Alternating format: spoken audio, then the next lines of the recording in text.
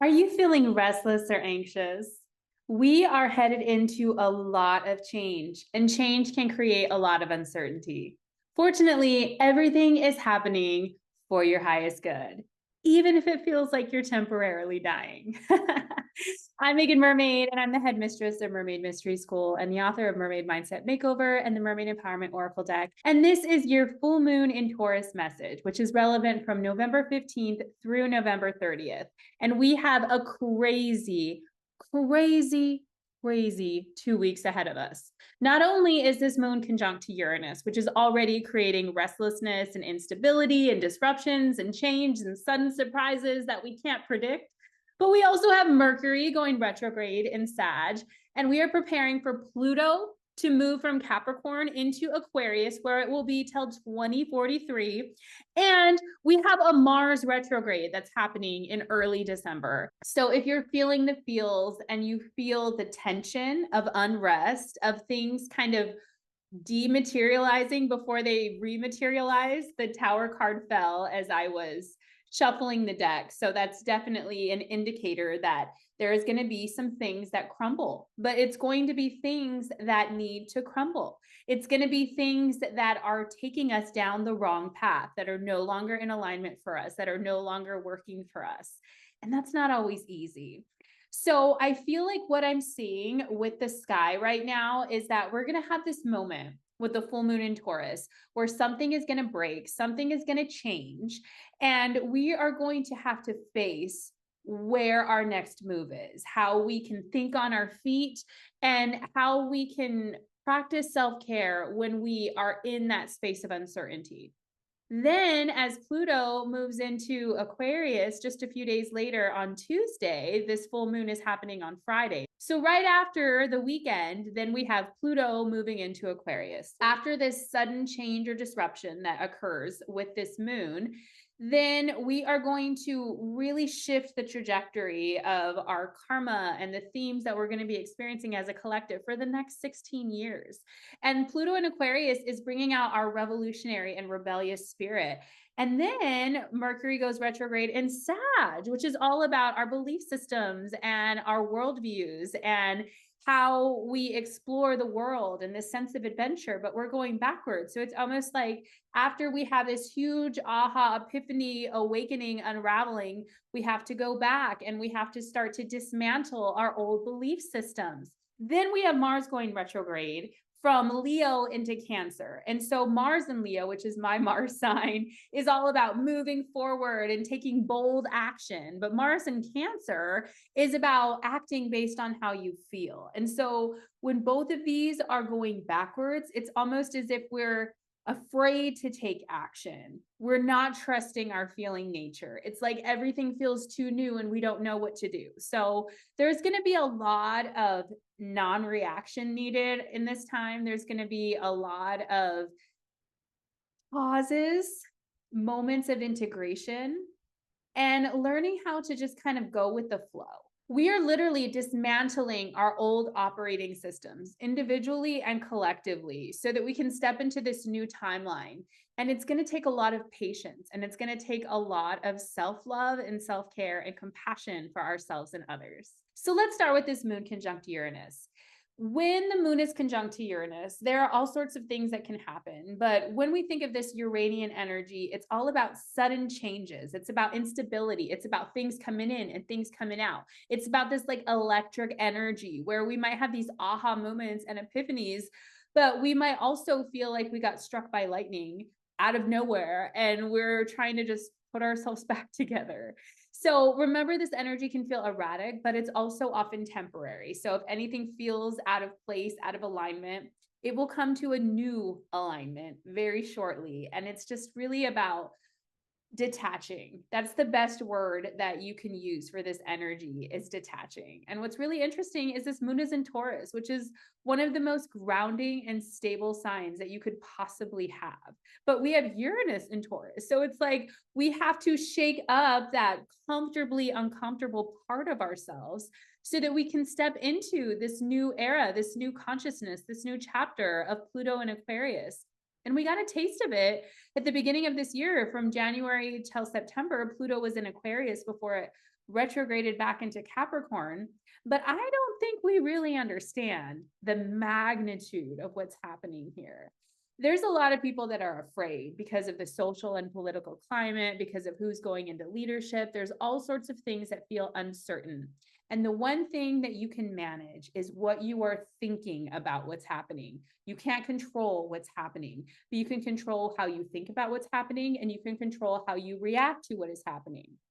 If you are controlling what you're thinking about what's happening, it will be easier to focus on non-reaction, because it's often those fear thoughts that inspire that impulsive reaction. And we're going to see a lot of that in Mercury retrograde in Sag. Sag already has no filter. And then going retrograde in Mercury, where it's already a time of miscommunications. We just have to be really, really mindful over the next few months of what we are saying, how we are speaking, what we are thinking, what we are doing. And it will not hurt us at all to go slow and to take our time.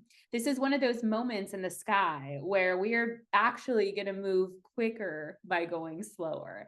And the reason for that is because if you're rushing into action, it might not be the right place to rush into. And you may have to go back. You may have to start over. You may have to pick up the pieces. You may have to sit with all of the disappointment about a timeline that didn't pan out because you just wanted it to happen too quickly. So this is a time of self-reflection. It's a time to figure out what's out of balance in your life, where you don't feel grounded. Taurus is all about what we value. It's ruled by Venus, so it's about beauty and abundance.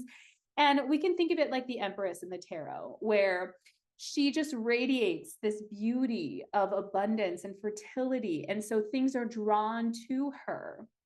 So if you feel like you're not in that Empress state, or if it feels like things are out of balance, if you feel lack, if you feel like you're not valuing yourself, if you feel like others are not valuing you, if you feel like there's any type of imbalance where you don't feel stable and grounded and secure, Uranus is going to shake us up so that we can get out of those places that are no longer serving us. So it's a loving energy, but it is not a subtle energy. Luckily, we have moon sextile to Neptune. It's a wide orb, but it's still there. So there is this space of like spirituality and intuition and imagination and dreaminess. There is hope. There's hope. I feel like there's a lot of hope. But what happens is sometimes we get so comfortable in the things that aren't working for us that we are clinging to our sources of torture and pain. We are clinging to them because they are known sources of torture and pain. So you may be asked to step out of your comfort zone in many ways, and that may feel temporarily uncomfortable. And the thing with Taurus, the shadow of Taurus, is doing things the hard way. So if you've been doing things harder than they need to be, that's what needs to get shaken up. So just remember to expect the unexpected, but to keep the faith and the imagination and the joy of knowing that we are moving into calmer waters eventually. So if you want to dive deeper into what Pluto in Aquarius is going to be about and how to step into this with this sense of liberation and this sense of freedom that we are really being guided to step into, I would encourage you to sign up for my free masterclass that's happening on November 18th. It's all about healing karmic patterns that are taking place and have taken place every single time Pluto has been in Capricorn. So this goes back to the 1700s, the 1500s, all sorts of times in history where these same themes of feeling disempowered, of power struggles, of feeling this inability to follow our heart because of whatever structures have been in place. We are clearing all of that in this free masterclass, and it's happening November 18th, the day before Pluto moves into Aquarius at 4 p.m. Pacific. You can find that link in bio. It's going to be really powerful. I'm so excited about everything that's coming through. This is the first time that I'm really starting to step into past life healing when it comes to astrology. So I'm really excited about all of the visionary information that's coming through and wants to be shared with you. But overall, when you think about Pluto moving into Aquarius, think about what was happening around 2008, because that's when Pluto first moved into Capricorn. And so whatever theme started around 2008 up until now, it's this closing of a 16-year cycle. So if you're curious about how this is going to affect you and what's going to change, feel free to book an astrology reading as well. I have a sale on my Zoom astrology sessions, $22 off. So they're only $111 right now. And we can explore individually what's happening with Pluto and Aquarius. It's a big change for how we're transforming individually and collectively. So we talked a little bit already about Mercury retrograde in Sagittarius, and that's happening from November 25th through December 15th. And it's going to be coinciding with that Mars retrograde. So already you might be feeling that shadow. Perhaps there's been tech issues or communication issues. Mercury retrograde is not a time where you want to sign on the dotted line, where you want to commit to anything like purchasing a car or a home. If you can avoid those things, don't change careers, especially because Mars is going retrograde. We want to go backwards before we go forward. But what Mercury retrograde is really good at is revisiting what needs to be completed and tying up all the loose ends before we step forward again. So this is a great time to revisit things, to study things, to clear things out, and just to reassess what's happened since the last Mercury retrograde, which took place around August. So every few months we have this pause, we have this reset with Mercury, and we can just kind of assess before we move forward. But then this big Mars retrograde, I feel like there's just a big question mark with it right now. We're going to be exploring more of the themes as we step into the new moon message next month. But I would just encourage you to think about the ideas of your will and your action, how you take action, how your passion is. Do you feel like you have that spark of passion? Do you feel like there's something stagnant in your energy? Because I feel like this moon is going to kind of highlight and give us a glimpse of where that stagnation is, what needs to be broken up. And then it's going to go first into our mind with Mercury about reassessing our beliefs and our thoughts. And then as it moves into Mars, it's going to be how we take action based on the reassessment of those beliefs and thoughts. And again, it might just be a time of really having to just sit and figure out, like, I don't know what I'm supposed to do. I don't know where I'm going, or whatever I've been doing is not working, but I don't know where to go from here. So it can be uncomfortable to explore these things, but it can also be very liberating because we have to let go of the old. And if we're not doing it willingly, sometimes that's when the universe does have to step in. But it will always be for your highest good. And it will always be to get you to a place where you will feel more secure. You will feel more liberated. So I wanted to explore a few topics that might be coming up, a few themes that you might be exploring during this full moon. And the first is breaking free from stagnation. And so you want to think about where in your life you feel stagnant, where it feels like things aren't moving forward, where it feels like you're struggling, where it feels like things are hard, where it feels like you're out of flow. Perhaps there might be some type of pattern or situation that just feels like it's always happening. No matter what you do, you're always in this situation again, whether it's a low bank account or a relationship struggle or just not trusting yourself. Or maybe there's just been some type of conflict that's been building up and you haven't wanted to look at it. You haven't wanted to address it. There might be a moment where a conversation needs to happen. And so you can't prepare for those things. You can't prepare. But what you can start doing is being aware and observing and already asking, okay, where do I feel stagnant? And that might point you to what's going to come up for you individually. There may be a lot of unexpected changes when it comes to finances and resources. Now, because it's a conjunction, it's neutral. So it could go one of two ways. It could be unexpected abundance, unexpected surprises, which is always great, right? But it could also mean an unexpected bill or some other change in the way that you receive money or the resources that you've been having. So you've got to think on your feet and you've got to bring in that agility that Uranus can give us of recognizing, okay, when one door closes, another will always open. But how can you stay grounded and present and calm without freaking out in the moment. Sometimes that's the lesson. Trust the ebb and the flow and know money goes out and money comes in. Money goes out and money comes in. As long as you're always giving, you'll always be receiving.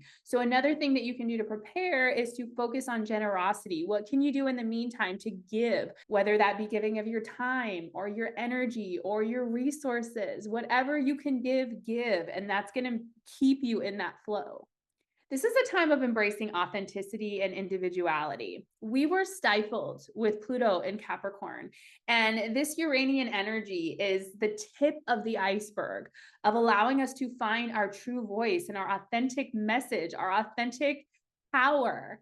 And sometimes if you've been suppressing that, it can feel uncomfortable. It can feel like you're going through some type of an identity crisis where you don't know who you are anymore. And so take time for reflection and solitude and just ask yourself, where in my life do I need to be more authentic? Where do I feel like I'm suppressing my voice or my gifts out of fears of being judged or of wanting to be loved or validated or accepted? Because again, if we have been suppressing a part of our true self, it's going to be highlighted. This is all about releasing attachments and redefining stability. So as we move into Pluto and Aquarius, things are going to change. We are going to see that structures fall. Things that we thought would always be there may no longer be there. So think about it now. Where do you feel secure in attachments to external sources, whether that be people or jobs or relationships? If you're putting your sense of security and attachment outside of yourself, the universe may show you that, sometimes in uncomfortable lessons, so that you can come back to recognizing that your power and your wholeness comes from within, with your connection to divinity, your connection to your higher self. So it's going to highlight where you need to detach. And sometimes that's challenging, which is why I love calling on the Morrigan, because the Morrigan is a wonderful guide, a very patient and compassionate Celtic sovereignty goddess that will allow you to know what's dead in your life and what you need to release. So because full moons are all about release, I would suggest calling on the Morrigan and unconditional love and asking her to let what's dead be dead. How can you stop clinging? And even if you don't know how, maybe at least be willing to release the things that are no longer serving you, to release attachments that have run their course. And it could also be about redefining stability, meaning that sometimes we may think of third dimensional things, like if we have our home or if we have our car, or if we have all the things that we think will keep us safe, then we'll be stable. But we have to redefine what stability means. And stability is really going to be this ability to connect with divinity, balance our divine and human natures, and also reaching this space of non-reaction, so that no matter what happens, if you're in the eye of the storm, you can maintain that groundedness and that peace of mind, knowing that's fascinating. God is in control. Whatever is happening is going to be for my good. Only good can come from this. Only good can come from this. So I would suggest saying that as an affirmation. I would also suggest saying, Spirit of Air, please purify my mind. We're going through a lot of mental shakeup right now. Spirit of Air, please purify my mind. That's a great way to call on the energy of air to purify those thoughts and your communication around what's happening, because we want to be mindful of how we're speaking about what's happening. If you're in this space of uncertainty and chaos, but you're speaking out all this complaining and whining, you don't want to keep bringing that energy towards you. So you want to focus on gratitude and generosity. That will get you out of those low vibe thoughts. There may be innovations in self-care and self-awareness. As we are on this roller coaster of changes, we're going to start to see how we can be with ourselves moment by moment and ask, what is self-care for me in this moment? Sometimes self-care is taking a breath. Sometimes it's going outside. Sometimes it's letting yourself cry. Sometimes it's putting on a really beautiful song so that you can absolutely grieve the immense disappointment that you're experiencing. Maybe it's about cleaning your house. Maybe it's about not doing any work for the whole night because you just need a break. So the more that you start to tune into your heart and the more that you really quiet your mind to hear that intuitive guidance, you will start to see what self-care is. And this is going to be a moment where there may be some innovations when it comes to self-care, where you really start to see, wow, I really need to nurture myself more. Or I'll give you an example. I was going through a very challenging disappointment when it came to dating over the last few weeks. And I'd been going on regular walks with my daughter at night, and we were starting to kind of race because she likes to race and it's fun for her. And as we were running, I was like, oh my goodness, I actually like this feeling of running. I've never been a runner. I always made excuses of why I don't like to run. And I do all this other type of physical exercise. But running, all of a sudden, like, it pinged in my consciousness, like, do more of this. And creating, as far as like art for me, has been something where I create art in all sorts of ways, but actual like painting is another thing that's come to me of like, do more of this. So there may be some downloads for you about ways that you can start to care for yourself that are new and different, but can also be exciting. You know, there's going to be surprises in relationships. You just know it. With Uranus and the moon, we have all of these emotions and we're going to feel the ups and downs. So if we're feeling up and down and our partner's feeling up and down, there may be more conflicts. It could be that people surprisingly come back into your life. It could be that people surprisingly leave. And again, it's all about this detachment of realizing that we are whole unto ourselves. And if we're clinging, the clinging is showing us where we are putting our power outside of ourselves. And every time we put our power outside of ourselves, it will always lead to disappointment. So just be mindful and pray that we are all on the highest timeline and that our hearts are open and that we can all give and receive love to the best of our ability. There's also going to be changes to personal values. So again, as we're moving into Pluto and Aquarius, a lot of people are waking up. They're seeing things from a different perspective in a way that they never had. More and more people are going to start to have spiritual awakenings. And for those of us that have been on this path for a while, we've got to be kind. We've got to be compassionate. We cannot be arrogant. We can't fix them. We can't tell them things if they don't want to know. We have to practice non-interference. But just know that there may be certain beliefs that you've had, long-held beliefs that may suddenly change because Taurus rules our values, what we value. You may start to value yourself in a different way, and that's going to create those changes of boundaries and things that you need to create in your life to protect your energy. So just be open to how this idea and theme of changes to personal value systems may show up in your life. So I'm going to move into the cards. I already had that Tower card come out, and that's just, at least we know that there will be Tower moments. We can expect Tower moments, but we can't expect what's going to crumble and how it's going to crumble. So all we can focus on is our self-care so that when it happens, we're not knocked off of our center. And the more Tower moments that you have, the more you realize how resilient you are and how you really can't lose, because anytime anything falls apart, the Star card always comes after, and there's always some new hope, some new beginning. And that's where that non-attachment comes through. We're learning how to let go of the clinging, which is not easy, I promise. Now we have the Four of Pentacles. So again, I feel like this is the clinging. It's like, no, I want it my way. I want it this way. I want it to look this way. I want this person. I want this relationship. I want this way of making money. And like, the more that we're clinging, the more we're going to experience that Tower moment, because the universe is like, no, the whole point is detachment, to enjoy the thing without clinging to the thing. And you know, it's going to take a couple thousand years to really get it right. So the Lovers, again, I feel like there's going to be a lot of like romantic situationships, things that are coming up that, you know, we're having to reassess our value system, what we value, who values us, who gets to be in our life. There's all kinds of changes. So let's pull one more card to figure out. Okay. So in addition to the Lovers, I have the Queen of Wands. So I feel like we're stepping into our power, even if we experience those temporary Tower moments. And so based on that, we're going to be choosing and valuing ourselves, which is going to really affect the kind of relationships that we have. I know that for me, one of the belief systems that I've picked up on that it's felt really hard to let go of is the belief that love is possible, that men are capable of love. I feel like dating in 2024 feels very cruel and very challenging, and I sometimes want nothing to do with it. But I am a huge romantic, a hopeless romantic, and I continue to put myself out there, even if it feels like death every time I get my heart broken. So I'm hoping that I can change that limiting belief, and maybe you have a similar one where you might be limiting yourself because of your belief that something is not possible. And so the universe might have to shake you up in some way to get that belief out of your system. We also have the Ace of Wands and the Knight of Swords.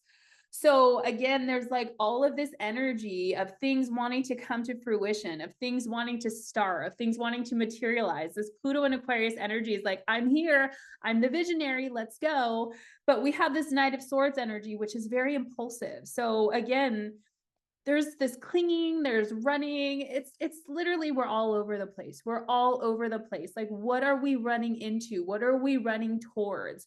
Are we running towards things that we're clinging to that need to fall apart? Or are we running towards a new future that is based on values of love and truth and positivity and joy? And maybe it's a mixture of both. And maybe you don't even know where you're going or what's happening, but you feel like you have to do something. And so in those moments, just pause, just breathe. If you don't know what to do, sometimes the best thing to do is nothing. Just be with the emotions that come up. Don't feel like you have to rush. Don't feel this sense of urgency. Just let the dust settle a little bit. You know, we're going through this time of great change, but it's like big changes and then going backwards. And that feels weird to our consciousness. It feels weird to be awakened and then pause. We don't know what to do with that. Our human mind is like, wait, where do I go? Do I go this way, that way, right way, left way, wrong way? We can't compute it.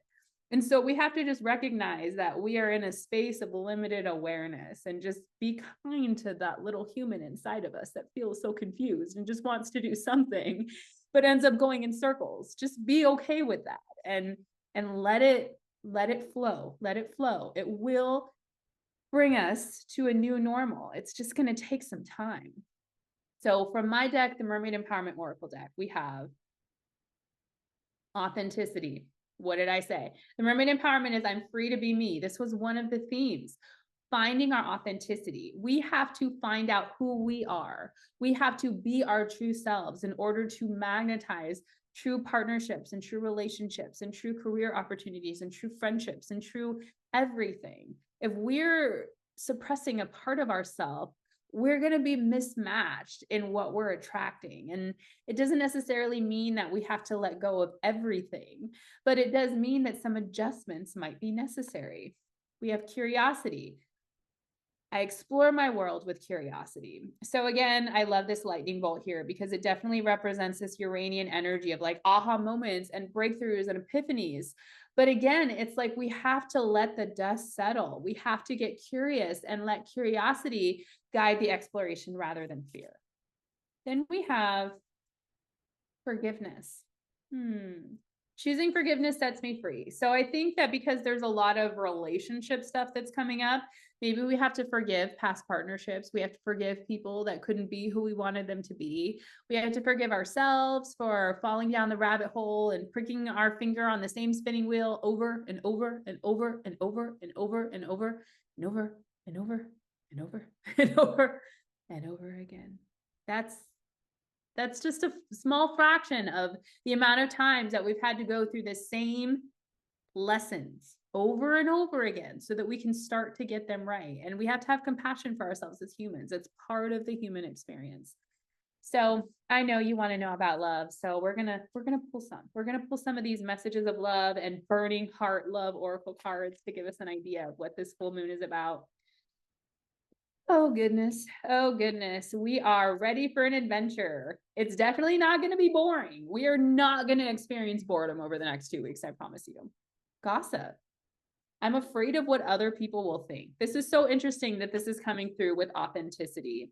So again, maybe it's just about figuring out, okay, so what do I want and where am I keeping myself from that because of what other people think? Because we're the ones living our lives. And I feel like we're going to have to let go of a lot of old belief systems. So maybe you're worried about what your friends think or your family or society. We've got to start letting that go. And again, it's a practice. It's a process.